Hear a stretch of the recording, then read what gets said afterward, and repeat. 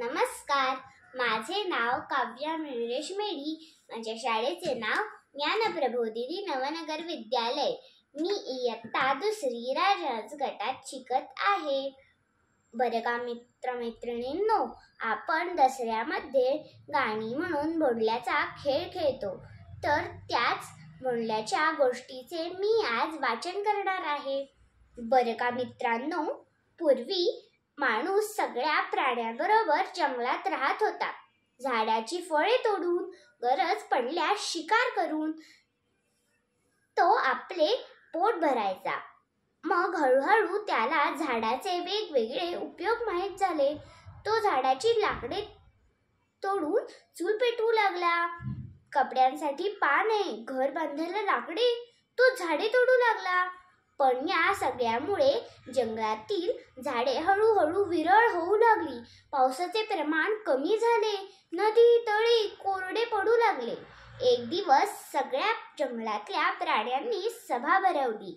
सगळेच प्राणी माणसांच्या या चुकांबद्दल आरडा ओरडा करू लागले. सिंह म्हणाला, आपण सगळ्यांनी मिळून या माणसांना खाऊनच टाकू. कोल्हा म्हणाला, नको नको, ते जसे आपल्याला पिंजऱ्यात बंद करतात तसेच आपण करू. हरिण म्हणाले, पण पिंजरा आणणार कुठून एवढे? त्यापेक्षा काहीतरी वेगळीच शिक्षा करूया. वाघ म्हणाला, म्हणजे त्यांना चांगलीच अद्दल घडेल असं काहीतरी करूया. हत्ती म्हणाला, या माणसांमुळे आपली जंगले नष्ट होत आहेत, नदी तळी कोरडी पडत आहेत, आपण त्यांचा पाऊसच गायब करू. मग सगळ्या हत्तींनी ढगांमधला सगळा पाऊस आपल्या सोंडेत भरून घेतला. खूप दिवस पाऊसच पडला नाही. सगळी माणसं उन्हाने हैराण झाली. पिके जळू लागली. मग सगळ्या हत्तींनी एकदमच पाऊस पाडला. तो खूप जोराचा, खूप मोठा. पिके वाहूनच गेली. सगळीकडे पाणीच पाणी झाले. मग सगळ्या माणसांनी वरुण देवाची म्हणजेच पावसाच्या देवाची प्रार्थना केली, पूजा केली. वरुण देव प्रसिद्ध झाला. वरुण देव म्हणाला, पाऊस माझ्याकडे नाही, जंगलातल्या हत्तीदादाच्या सोंडेमध्ये आहे. मग सगळी माणसे जंगलात हत्तीदादाकडे गेली. त्याला म्हणाली, असा पाऊस घेऊ नको. आधी कमी तर कधीतरी जास्तच खूप पाऊस पडल्यामुळे आमचे खूप नुकसान होत आहे. हत्तीदादा म्हणाला, तुम्ही आमची सगळे झाडे तोडली. जंगल म्हणजेच आमचे घर, ती विरळ होऊ लागली. नद्यांचे पाणी अडवता, वीज पाणी वाया घालवता, त्यामुळे आम्हाला पाणी प्यायला मिळत नाही.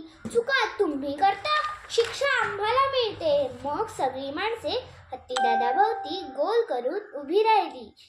त्याची प्रार्थना केली, यापुढे आम्ही पाणी वीज वाया घालवणार नाही. जंगलाचे रक्षण करू, भरपूर झाडे लावू, तुझ्या सोंडेतून येणारा पाऊस नीट येऊ दे, अशी मनापासून प्रार्थना केली.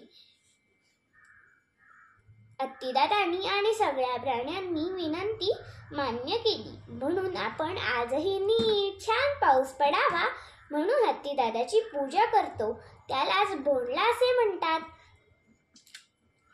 पण मित्रमैत्रिणींनो, लक्षात ठेवा, जर आपण भरपूर झाडे लावली, त्यांचे रक्षण केले, पाणी वीज जपून वापरली, तरच हत्तीदादा आपले ऐकणार आहे आणि तीच त्याची खरी पूजा.